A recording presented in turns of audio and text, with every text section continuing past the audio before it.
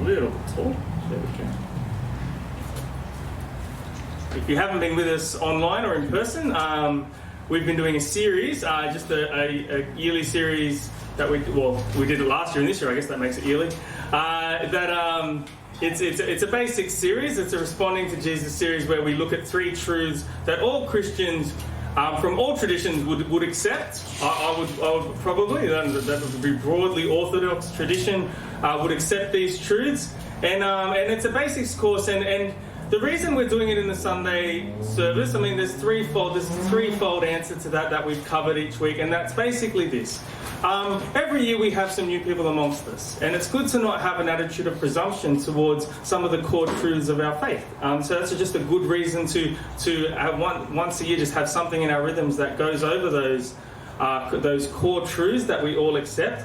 Also, it's another way, it's another tool that people can either invite people, show people the videos. It's a way people, if you want to introduce people to the core truths of our faith, and introduce them to who we are as Christians, you can do that. And I always like to add that footnote, though, that in terms of our community, most people don't come to faith that way by someone inviting them to the service. Most people have made the relationships themselves, shared faith with them themselves, discipled them, and then they've ended up part of our community. And can I just say that's awesome? That's probably the ideal.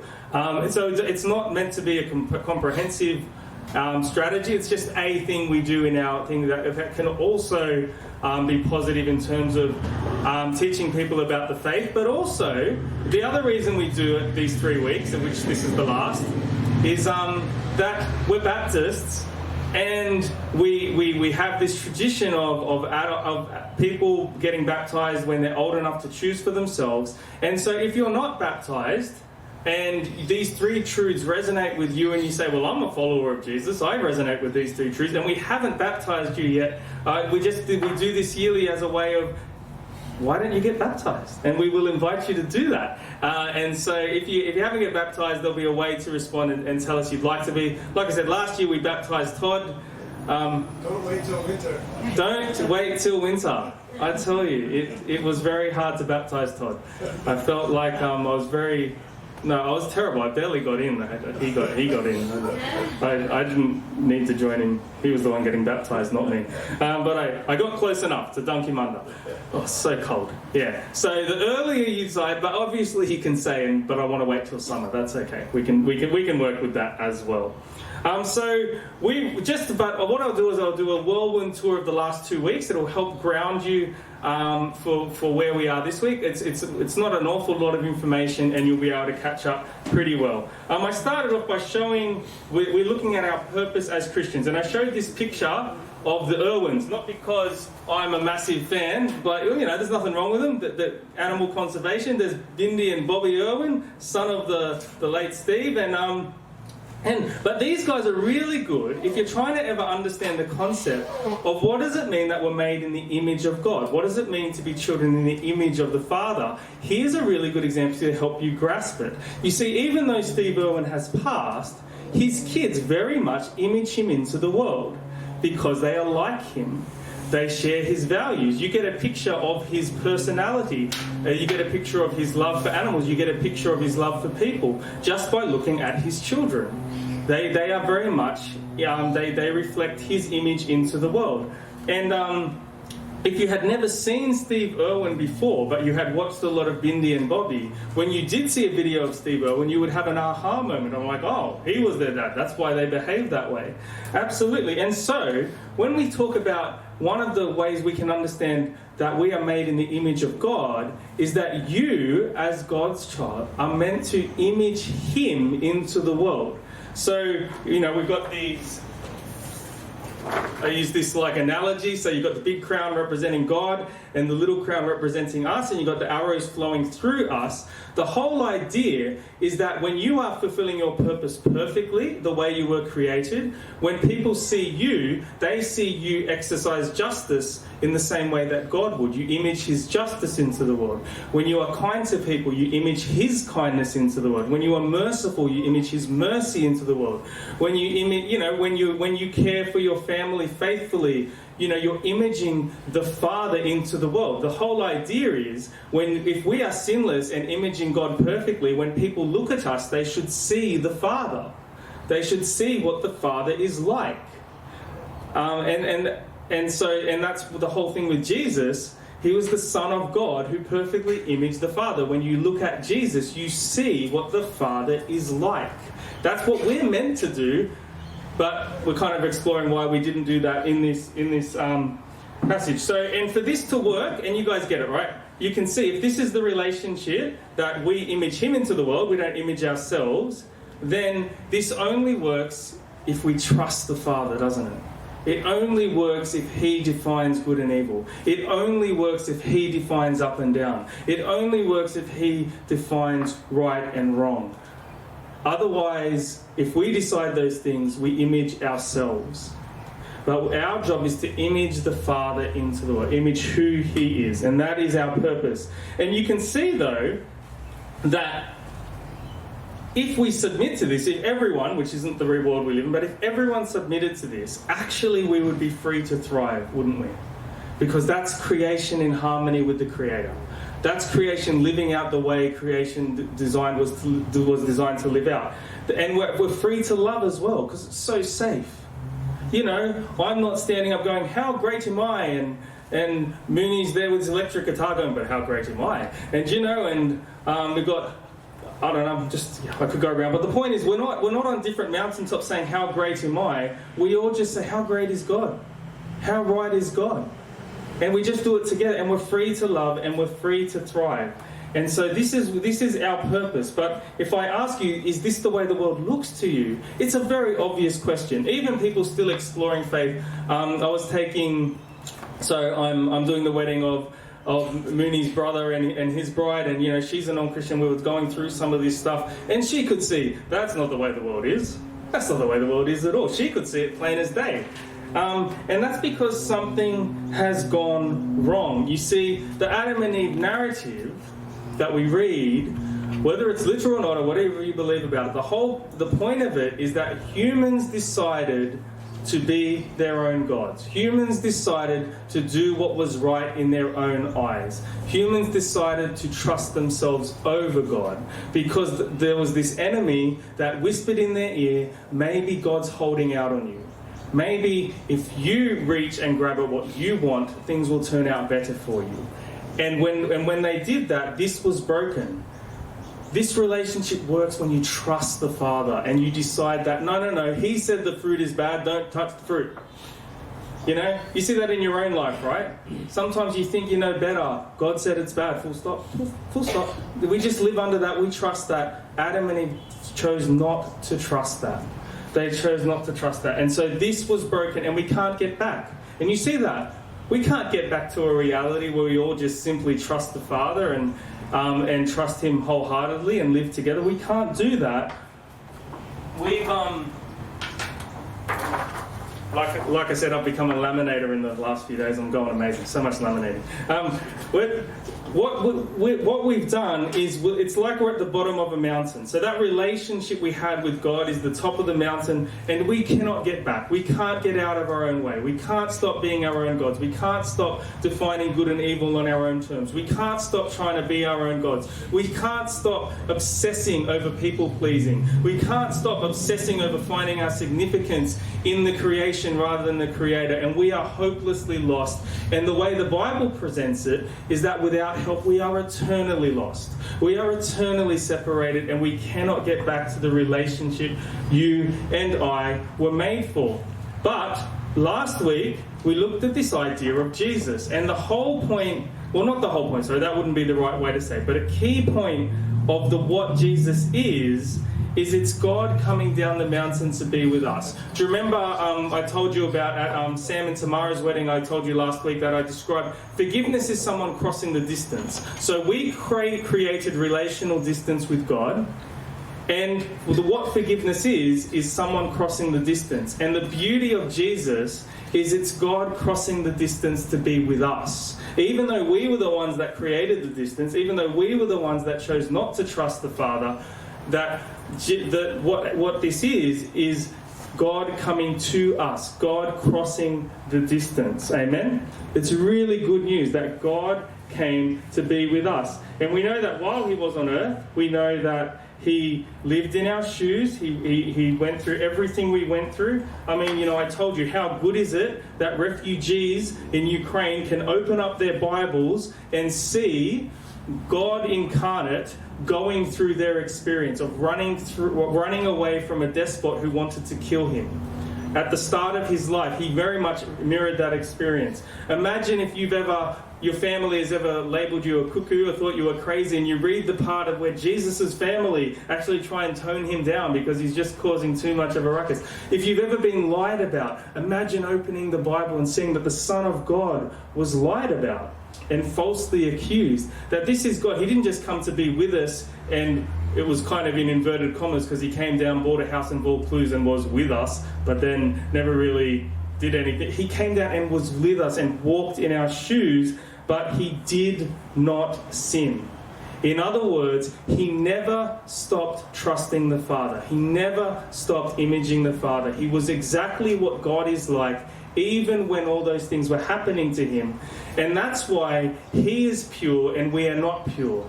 And that's why we needed him to die, because this, this analogy is so effective. I'm so glad Christianity Explained came up with this, is that, the ceiling was God and this hand was us, and let's say this hand is Greg. We'll use Greg this time. And this tablet is full of every sin Greg's ever committed. Is it big enough, Greg? No, it's not. It's probably not. For all of us, but and there's this barrier because Greg has failed to image God and to the Lord perfectly. There's distance that's blocked, and this stuff has blocked him up from God. But because Jesus is the one who imaged God perfectly, and because he never disobeyed the Father, even up till his death, he's like this pure offering. And all that stuff that's on top of Greg got laid upon Christ, and by faith in Christ, he's freed from it. He can now actually have relationship with God. It's beautiful. It's wonderful that we have this wonderful Saviour that pursued us so that we can be with him again. And so the first 2 weeks we looked at these two truths. And it's important to understand how they work together.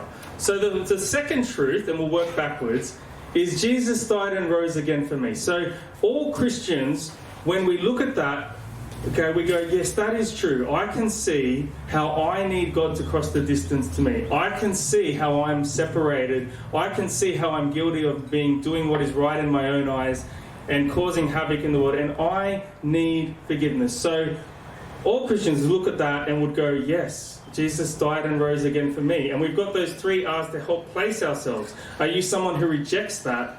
Are you someone who's working it out? You're in the resist zone? Or are you someone who receives that and go, yeah, that's true, man. I need that forgiveness. I need Jesus' death for me, absolutely.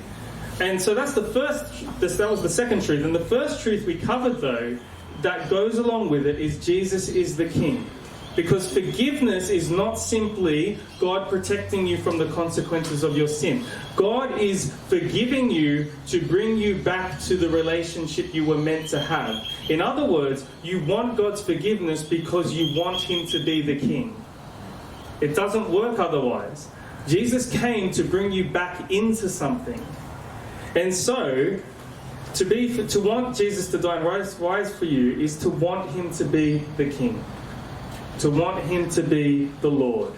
And that's the thing. And he's a gracious Lord who offers to yoke himself to you and walk with you and all those things. But one goes with the other, doesn't it? To want God's forgiveness is to want Jesus to be the King. So they're the first 2 truths. So that's our whirlwind tour of the last 2 weeks. So you're with us if you haven't been with us, You're on deck. And so we'll be exploring this week what does it mean to follow Jesus? What does it mean to follow Jesus?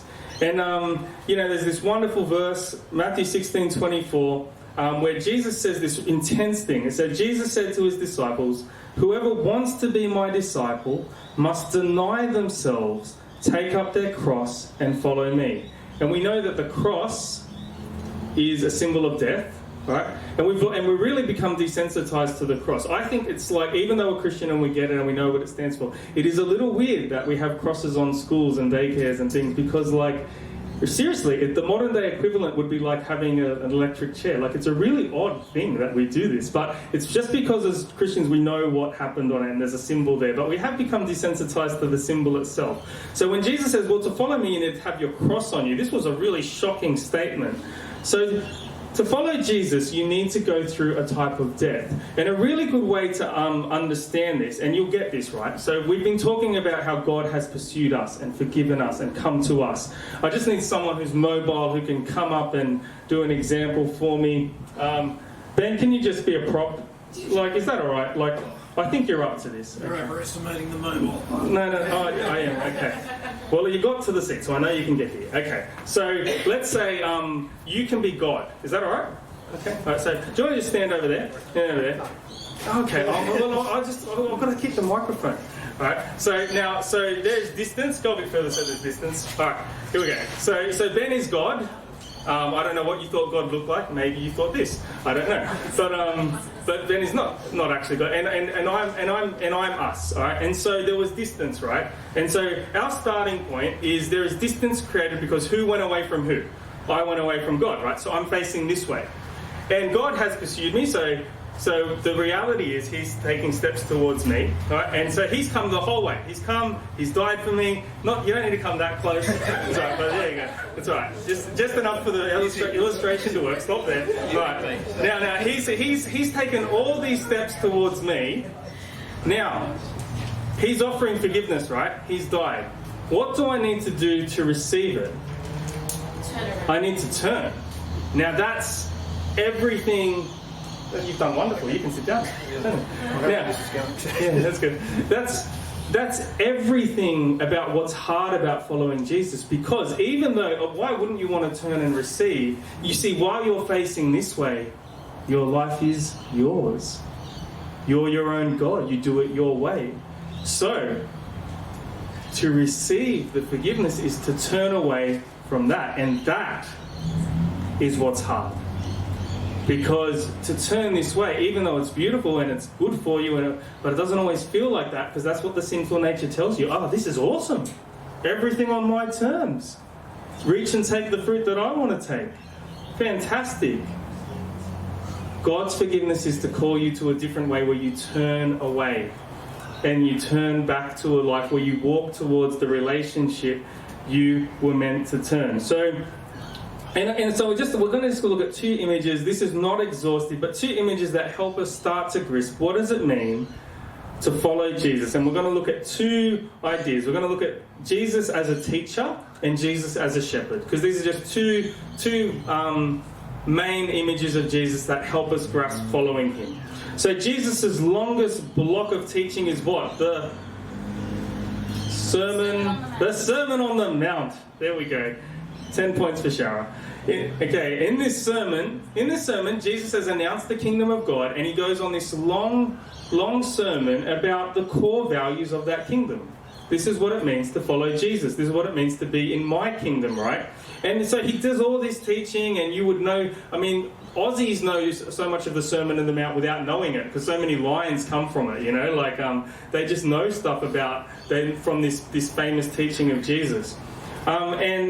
But he kind of closes out near the end of his teaching with this, which is just so full on. Matthew 7:24-27. So imagine you're hearing this guy, you think, oh, he's a pretty good teacher. And imagine he finishes with this. Therefore, everyone who hears these words of mine and puts them into practice is like a wise man who built his house on the rock. The rain came down, the streams rose, and the winds blew and beat against that house, yet it did not fall, because it had its foundation on the rock. But everyone who hears these words of mine and does not put them into practice is like a foolish man who built his house on sand. The rain came down, the streams rose, and the winds blew and beat against that house, and it fell with a great crash. This is audacious in two ways. It's like full on. I mean, imagine if I said that at the end of a sermon. If you do not put into practice what I have told you, okay, your life will fall apart. You know, like that's someone who's putting a high price on his words. But Jesus put that price on his words, didn't he? He said, essentially, you are building a strong foundation if you follow me. You are setting yourself a rubbish foundation if you don't. And you will fall when the storms come. That's huge. That's a huge statement, isn't it? And remember that Jesus is exactly what the Father is like in human form. So when you follow Jesus, you are a created being in perfect harmony with your Creator. You are doing life the way you're meant to do it. So really, what I'm trying to tell you is that not only are the words of Jesus the foundation of life, but when you follow them faithfully, you are returning to your purpose. Your purpose was to image the Father into the world. And who images the Father perfectly? Jesus. So when you are being like Jesus, you are connecting with who you were made to be. That's a beautiful thought, isn't it? It's an absolutely beautiful thought. So first thing, if you are a Christian, Jesus is your teacher, above all teachers. And he's the way you measure other teachers. The way you measure whether someone should be occupying this spot is he in line with Jesus? Because if he's not, he should not be my teacher. Like, my role in anyone's role who occupies this space, whether it's John, whether it's Tad, is that we are to be faithful exponents of what Jesus would hopefully approve of, and what he would say, and we're extending his wisdom, not our own, because even in this role, our job is to image the Father, not ourselves, into the world. So that's the first one, Jesus as a teacher. And the second one is Jesus as a shepherd. So I'm just going to read these verses from John chapter 10. I'll read verses 3 to 5 and then 10 and 11. It says, he calls his own sheep by name and leads them out. And when he has brought out all his own, he goes on ahead of them, and his sheep follow him because they know his voice. They will never follow a stranger. In fact, they will run away from him because they do not recognize a stranger's voice. The thief comes only to steal and kill and destroy, and I have come that they may have life and have it to the full. I am the good shepherd. The good shepherd lays down his life for his sheep. Still very connected to the idea of teacher, but he's a good shepherd, and we trust in the same way, right? Think of sheep, right? Sheep just go where the shepherd goes. They don't know that, they just trust that where they're going there'll be better grass. Because that's the sheep aren't observing the grass going, oh, maybe it's a bit better over there. They don't care. They're just like, we'll just eat where you tell us to eat. Right. And then so they go where the shepherd goes because they just trust it will be better. And even though you're not dumb sheep, the point is the same, is that do you believe wherever Jesus leads is better? It's better for you. It's the better life for you. He's the good shepherd. And the other thing about that passage that I love is that, see, there are a lot of people in the world that will claim your allegiance. Only one of them has died for you. There's only one who can say, and I have laid down my life for the sheep, so that's why they can trust me. So that's a voice. So when he says something, you how can you not believe it's in your interests? How can you not believe it's what's best? He is the good shepherd who laid his life down for the sheep. And I want to read one more scripture before I just turn to our final illustration. It's not especially a shepherd analogy, but it's still about the type of trust we should have towards our shepherd. Matthew 11, 28 to 30. Many people's favourite verse, if not in their top 5, if you have a top 5 power ranking of verses, I don't know. Come to me, all you who are weary and burdened, and I will give you rest. Take my yoke upon you and learn from me, for I am gentle and humble in heart, and you will find rest for your souls. For my yoke is easy and my burden is light. Each time, I just need to remind people what a yoke is, because I didn't know. Growing up, I read this, I didn't know what to picture. It's a basic kind of farming tool, so 2 oxen pull in the same direction, right? So you put a yoke on them both and they both go the same way. And so then it makes a lot of sense. Jesus is like, look, I know the way, just yoke yourself to me. And if you yoke yourself to me, and if you listen to what I say, I'm going to teach you, but I'm not going to teach you harshly. Like I'm gentle, I'm humble in heart. I'm a shepherd who died for you, for crying out loud. And so when you think of the mountain analogy, this dawned on me a few years ago. It's not just that God came down the mountain, and it's not just that he forgave us and invited us to turn around, but he actually said, and you know what? If you yoke yourself to me, I'll walk up the mountain with you.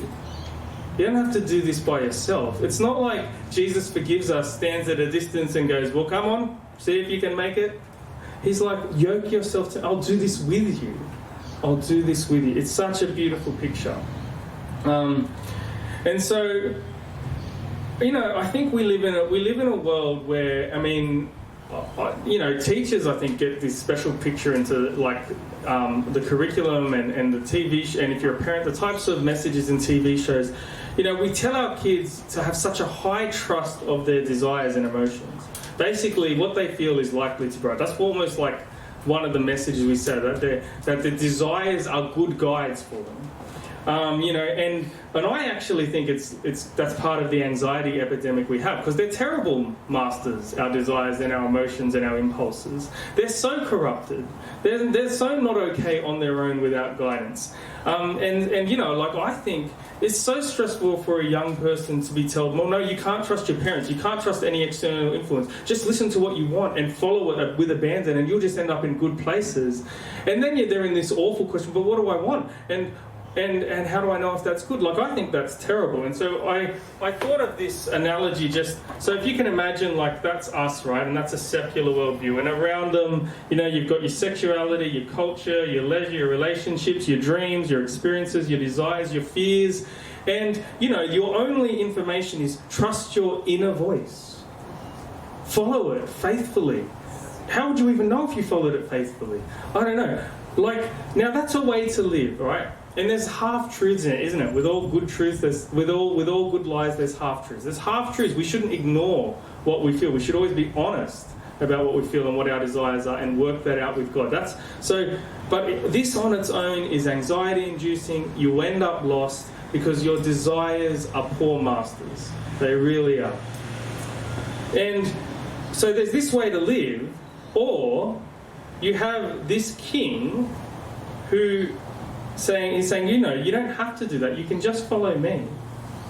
And I created you, right? I created you. I pursued you. I died for you. I created you. I know what's best for you. How about just ditch all that, yoke yourself to me, and I'll show you the way.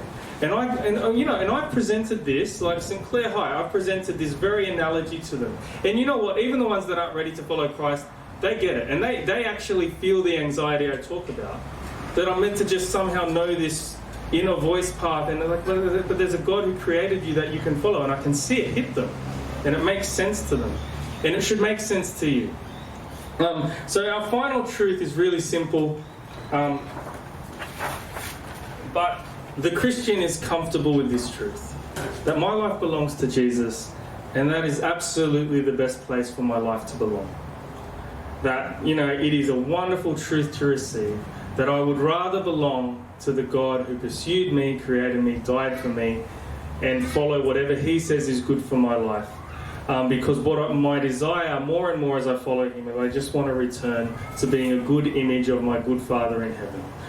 And so they're the three truths that Christians, these are so base right across Orthodox denominations. These would be three truths that you could present.